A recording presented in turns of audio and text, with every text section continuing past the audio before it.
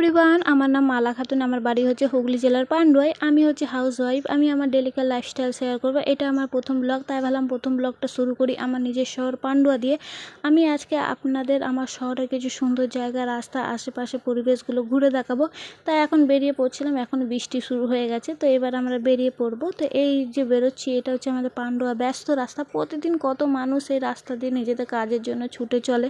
রাস্তার দুপাশে ছোটোখাটো দোকান এবং বাজার সব মিলিয়ে বেশ একটা সুন্দর পরিবেশ। এই জায়গাটা হচ্ছে আমার খুব একটা পরিচিত জায়গা। এখানে এলে আমার নিজের শহরটার প্রতি একটা আলাদাই ভালো লাগা কাজ করে। আপনারা যারা পান্ডুয়ায় থাকেন বা পান্ডুয়াকে চেনেন, কমেন্ট করে জানাবেন আপনাদের প্রিয় জায়গা কোনটা।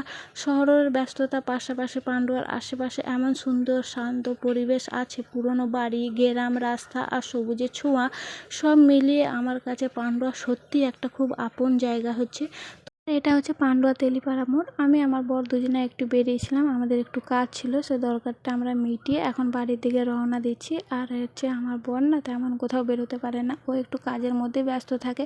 হয় সে দুপুর নাগাদ বেরোতে পারে, আর না হলে সে রাত্রে 9টার পর বেরোতে পারে। যেহেতু তার দোকান আছে সেই জন্য সে কোথাও যেতে পারে না। তো আমার বর আজকে বললো যে চলো তাহলে আমরা দুজনে আমাদের কাজটা মিটিয়ে আসি, সেই জন্যই আজকে বেরিয়েছিলাম। দিয়ে আমি কিছু ভিডিও এখানে আমি করে নিচ্ছিলাম, কারণ আমি প্রথম ব্লগ শেয়ার করব। অনেকটা নার্ভাস আছি, মানে কি করব কি বলবো। আমি এখনও মানে আপনাদের সামনে ভয়েস দিচ্ছি আর ভাবছি যে আমার নার্ভাস ফিল হচ্ছে, কারণ প্রথম ব্লগ তো মানে কি বলবো এইসবের দিকেতেই একটা লাগছে। তাও যাই হোক, যদি আমার ভিডিওটি ভালো লাগে তাহলে অবশ্যই আমার চ্যানেলটিকে সাবস্ক্রাইব করে দেবেন, আর যদি কোনো ভুল হয়ে থাকে তাহলে আমাকে ক্ষমা করে দেবেন।